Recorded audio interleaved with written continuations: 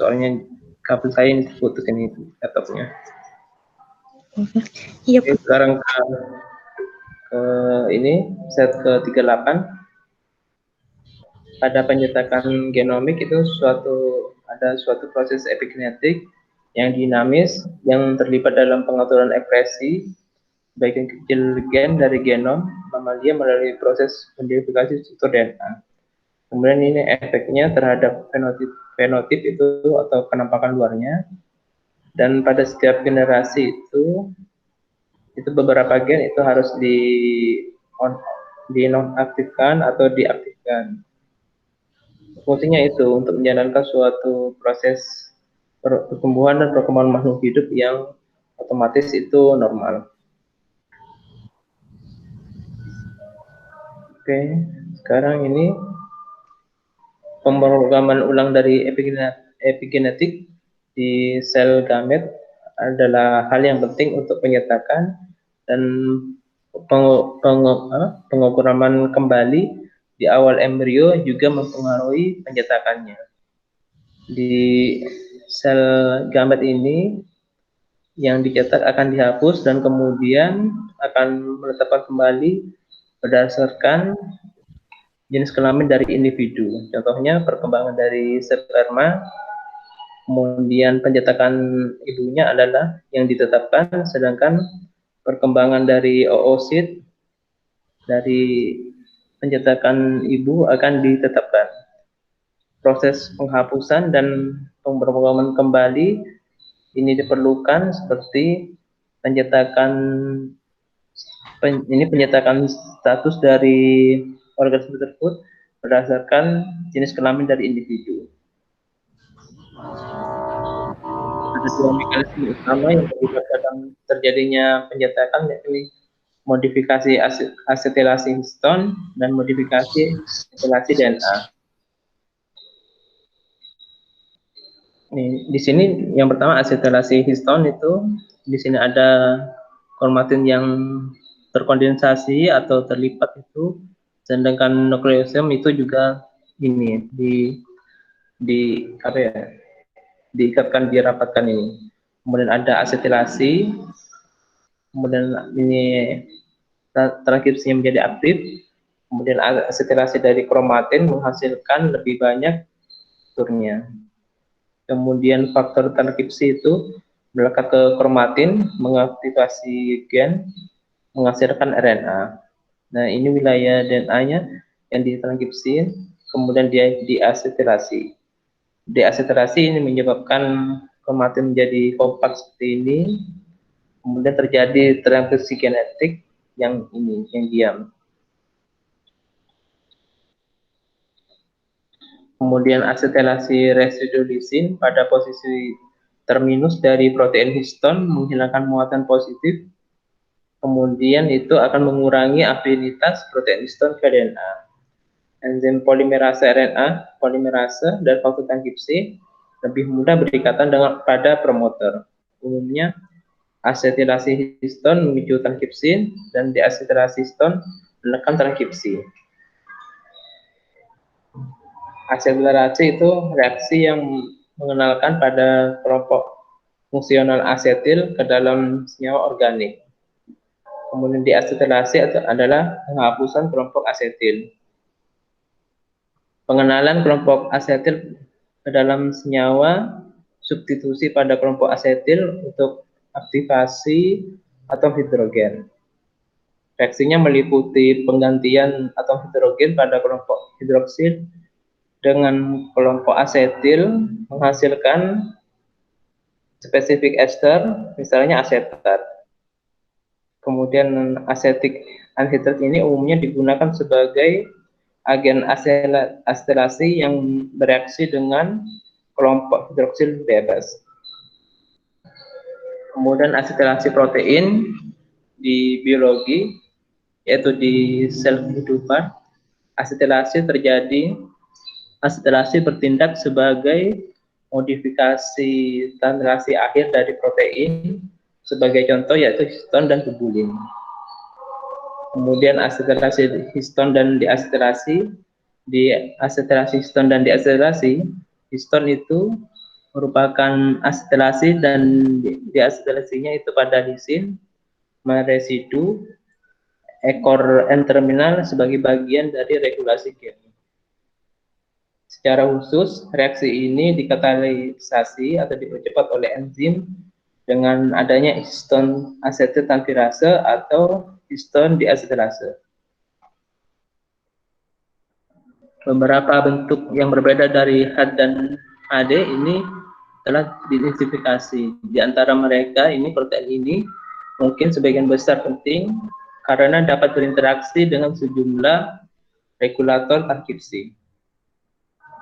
Yang kedua, modifikasi metilasi DNA pada embrio preimplantasasi terjadi perubahan mayor melalui mekanisme penting yakni metilasi DNA. Perubahan metilasi DNA diwariskan secara stabil melalui pembelahan sel sehingga akan tetap sampai pada tahap janin. Nah, ini metilasi DNA. Ini ada sitosin, kemudian ada penambahan metilasi menjadi deaminasi seperti ini, kemudian menjadi timin. Penambahan CH3 pada sitosin akan menghasilkan ekspresi gen yang secara diam. Kemudian metilasi residu sitosin akan menghasilkan 5 metil sitosin dan deaminasi 5 metil sitosin akan menghasilkan timin.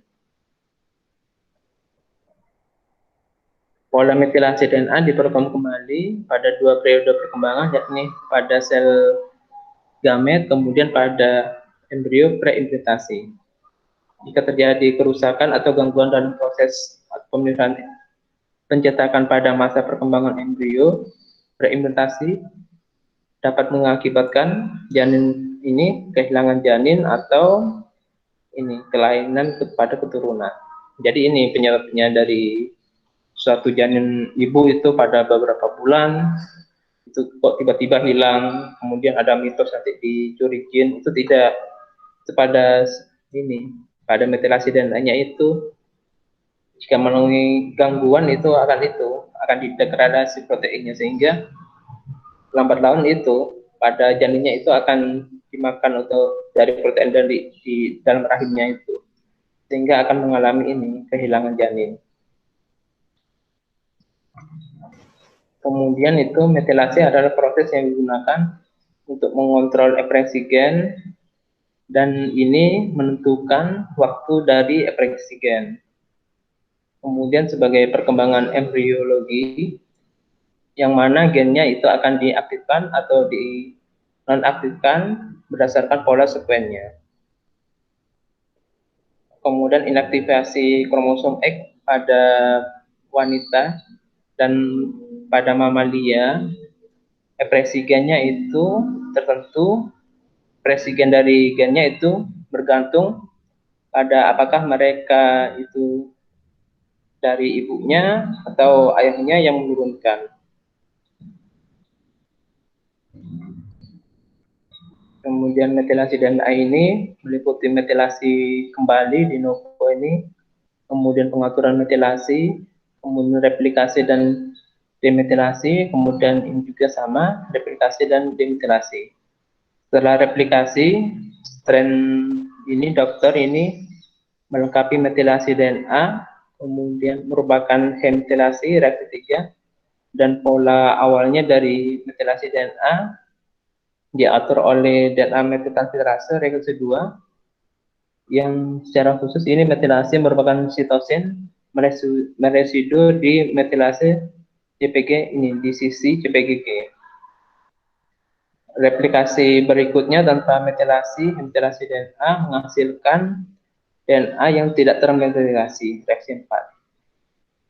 Kemudian metilasi kembali reaksi pertama juga dipertimbangkan yang dimilasi oleh DNA metiltransferase meskipun efisiensi metilasi kembali itu akan menjadi rendah.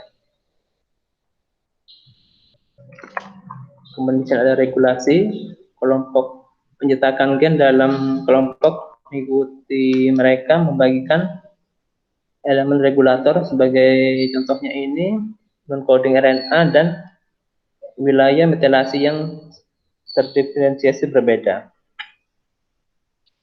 Ketika elemen regulator ini mengontrol pencetakan beberapa gen di wilayah tertentu, mereka dikenal sebagai wilayah kontrol pencetakan.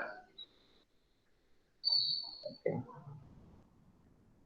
Kemudian ini ada fenotip, fenokopi, dan pleiotropisme. Kalau fenotip itu merupakan luar dari suatu organisme.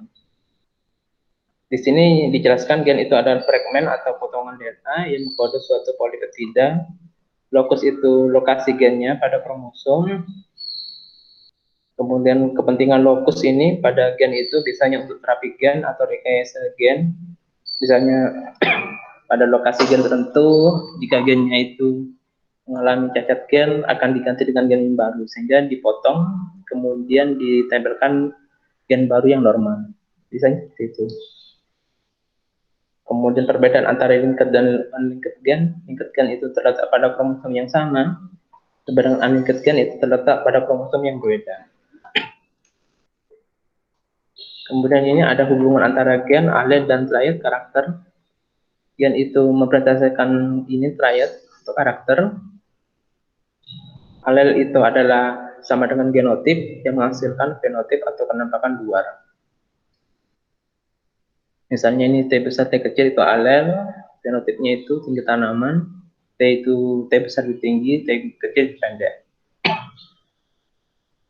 Kemudian pada sebuah gen, individu itu diploid memiliki maksimal 2 alel. Jika kedua alel sama, organisme tersebut disebut homozigot. Jika berbeda alelnya disebut heterozigot. Kemudian fenokopi itu keadaan fenotip yang dipengaruhi oleh faktor eksternal. Pleiotropisme itu gen tunggal yang memiliki multi efek. Sekarang ke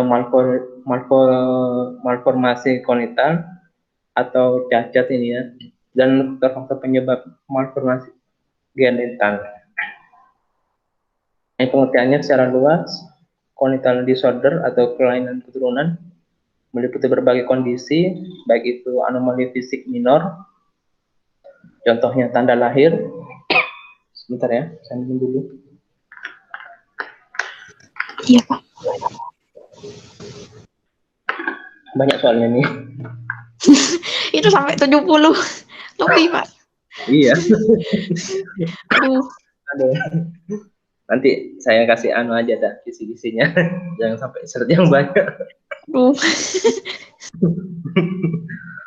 Kemudian ini beberapa malformasi atau kelainan dari sistem tunggal, contohnya penyakit jantung turunan atau dismedia. Kombinasi abnormalitas ini mempengaruhi beberapa bagian dari tubuh. Kemudian ini cacat ini juga mempengaruhi metabolisme. Ada tiga tipe utama dari penyakit cacat kelainan ini. Yang pertama, anomali fisik turunan ini, kemudian metabolisme yang salah pada saat lahir, dan penyakit genetiknya itu. Kemudian ini pengertian malformasi konital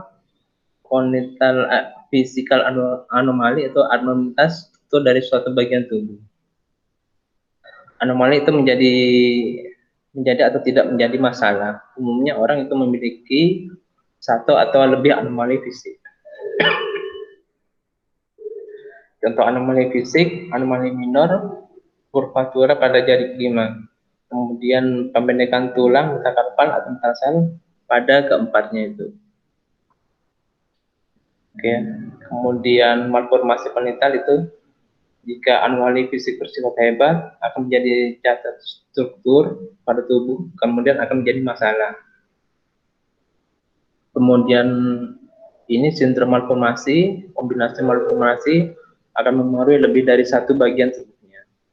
Kemudian cacat lahir, istilah umum untuk congenital malformation, contohnya anomali fisik yang dikenali sejak lahir dan secara nyata merupakan masalah.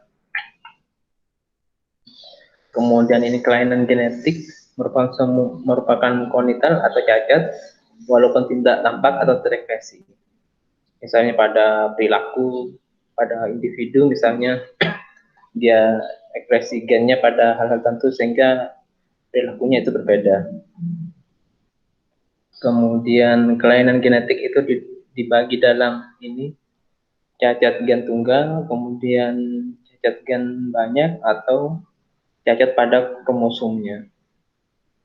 Kemudian cacat gen tunggal ini akibat abnormalitas gen autosomal, 2 kopi atau kelainan resesifnya, atau 1 kopi atau gen kelainan dominannya atau alet dominannya. Beberapa akibat delesi atau beberapa gen pada 1 kromosom. Biasanya itu kalau misalnya terjadi kelainan pada kromosomnya itu menyebabkan sindrom, misalnya sindrom Brown seperti dijelaskan pada semester sebelumnya, itu beberapa cacat yang terjadi pada kromosom itu menyebabkan kelainan pada individu. Baik individu itu bisa menyebabkan dia itu mandul atau seperti perempuan. Kemudian kelainan kromosom ini hilangnya atau duplikasi sebagian besar kromosom atau kromosomnya sangat tertutup, mempengaruhi berbagai tubuh yang berbeda atau sistem organ. Kemudian kelainan metabolisme ini turunan disebut kesalahan saat lahir. Umumnya cacat gen tunggal diturunkan mempengaruhi struktur atau fungsi bagian tubuh. Kemudian kelainan ini kontal, kondisi medis yang tampak saat lahir, namun sebenarnya dapat dikenali sejak sebelum lahir, saat lahir atau dewasa atau tidak sama sekali. Kemudian disebabkan oleh abnormalitas genetik, misalnya turunan, kemudian kondisi lingkungan, bisa juga faktor lingkungan itu dari misalnya senyawa kimia, kemudian terjadi kegagalan pada morfogenesis ini, atau faktor lainnya yang tidak diketahui.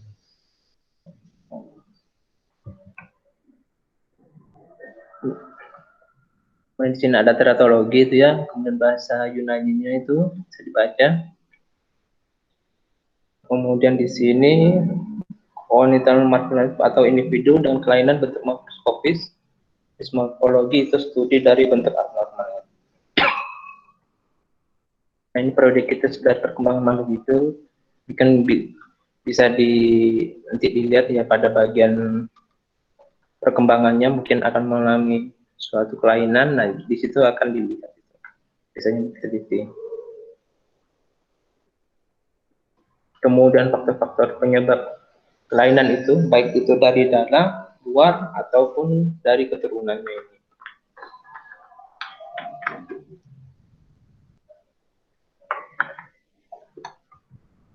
Kemudian cacat ini sistem sel saraf berdasarkan waktu terjadinya. Ada yang utama, kedua, dan ketiga ini. Kemudian ini migrasi kelainannya. Kemudian ini nama kelainannya dan pengaruhnya. Ini sama juga yang disebabkan oleh senyawa kimia obat-obatan. Dan ini contohnya. Nah, ini ada penyakit pocomalia pada manusia yang disebabkan oleh genetik dan faktor lingkungan. Ini pada hewan ya. Ini juga sama, janin dengan hidrocephalus. Kemudian ini juga psikologinya pada saat lahir. Ini juga sama. Ada parasitnya, ada organ tubuh yang tumbuh secara tidak normal. Oke. Ada yang mau ditanyakan kira-kira? Dari pertemuan ke-14 mengenai interaksi seluler. Tapi kan sebenarnya itu ada Ya. ya Pak. Nah, tanda lahir itu tanda lahir. Nah, ya, kenapa? itu biasanya tanda lahir bisa dihilangkan atau tidak Pak? Soalnya itu ya, kalau di daerah saya ini Pak, ada mitos atau ya itu ada mitos kalau misalkan perempuan hamil terus itu masak ya goreng nasi atau apa gitu Pak, itu tidak boleh langsung nyicipin di wajannya gitu. Katanya Pak, harus dipindah ke piring dulu baru dicicipin. Biar nanti kalau pas lahir anaknya itu ini apa? Tidak ada apa Adalah, tanda-tanda. Ya, biasanya itu kan ada di mata, di kepala, di mana gitu Pak. oh, tahu ya, itu kan biasanya kan kalau mitos saya kurang percaya itu. Iya Seperti Pak. itu. Saya sebenarnya Soalnya juga tidak percaya. Maksudnya itu bisa dihilangkan tidak Pak kalau sudah terlanjur seperti itu?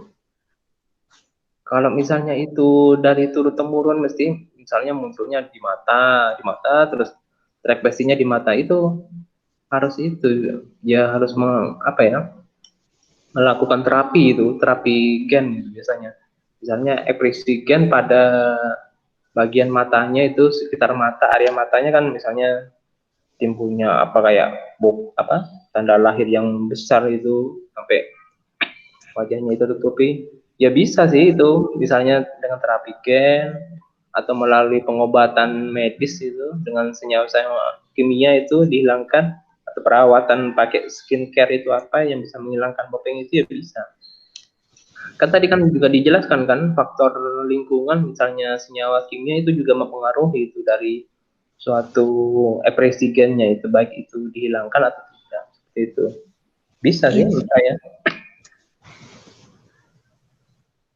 Kalau pengetahuan saya dari slide tadi itu sudah jelaskan kan ada Iya, suatu senyawa obat kimia yang mempengaruhi itu tubuh makhluk hidup itu mengintervensikan ekspresi gennya ya, baik itu muncul atau tidak. Jadi bisa ini saya.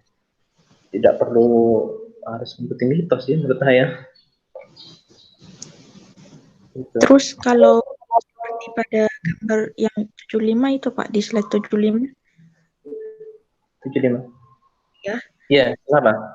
itu kan sudah yang keluar seperti itu. Nah, Hmm. Iya, kenapa?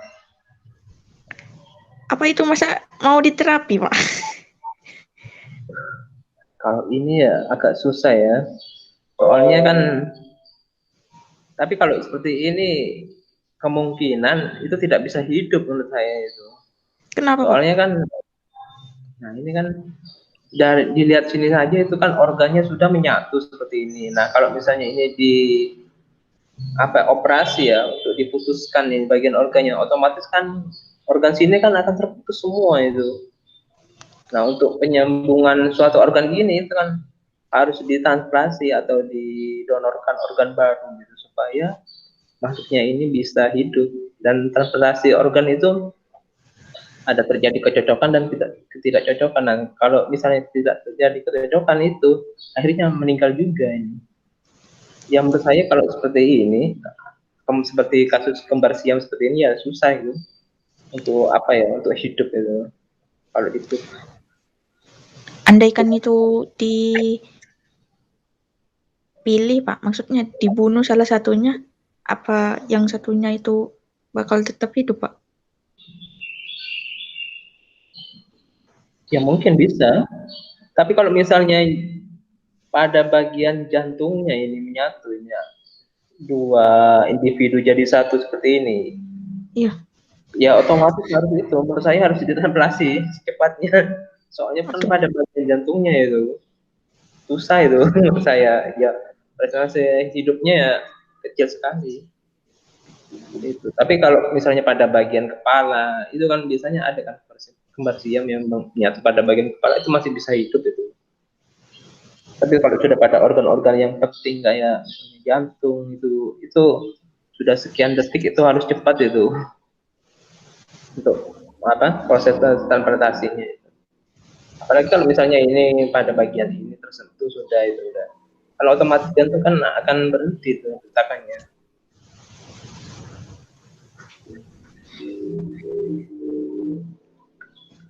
Itu. Iya Pak. Hmm. Ada yang mau ditanyakan lagi? Terus ini lagi Pak, kan ada yang bilang itu, nah lesung pipi itu kan termasuk cacat Pak. Iya. Kenapa? Terus? Nah itu termasuk turunan apa gimana Pak? Iya. Menurut saya ya turunan ekspresi gen dari baik dari ibunya atau dari neneknya itu bisa itu nanti ekspresi gen misalnya pada neneknya, terus pada individu ibunya itu tidak terekspresi misalnya. Terus kok bisa muncul lagi itu di cucunya itu, berarti kan pada ibunya itu gennya itu menjadi apa ya, tidak aktif itu, karena itu didominasi oleh gen ekspresi dari bapaknya gitu. Kemudian mungkin muncul lagi di cucunya, mungkin itu resesif ketemu resesif itu alelnya, akhirnya muncul lagi seperti itu.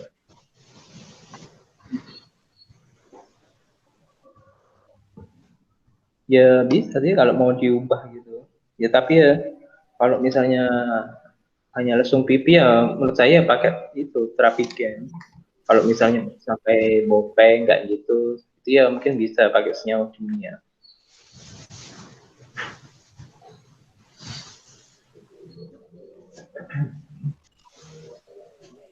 Tapi kalau lesung pipinya menambah face-nya lebih glowing, kenapa harus diubah?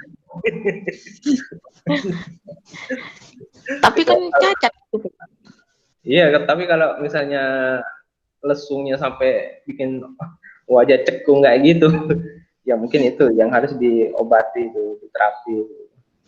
Dan ada terapi gen itu tadi Singapura ke Malaysia gitu. Nanti itu mungkin proteinnya itu mungkin diambil gitu, terus nanti diobati dengan senyawa kimia itu supaya pipinya itu tidak menjadi cekung gitu.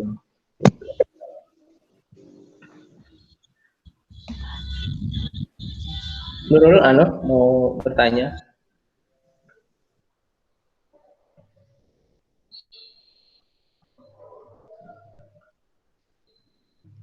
Ada pertanyaan lain, Desi atau Nurul? Saya tidak ada, Pak. Oh, sudah.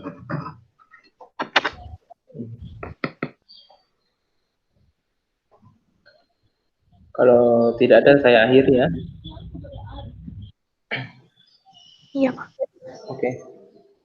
Baik, terima kasih. Semoga ilmu yang didapat bermanfaat ya. Amin. Saya akhiri. Terima kasih. Assalamualaikum warahmatullahi wabarakatuh. Waalaikumsalam warahmatullahi wabarakatuh.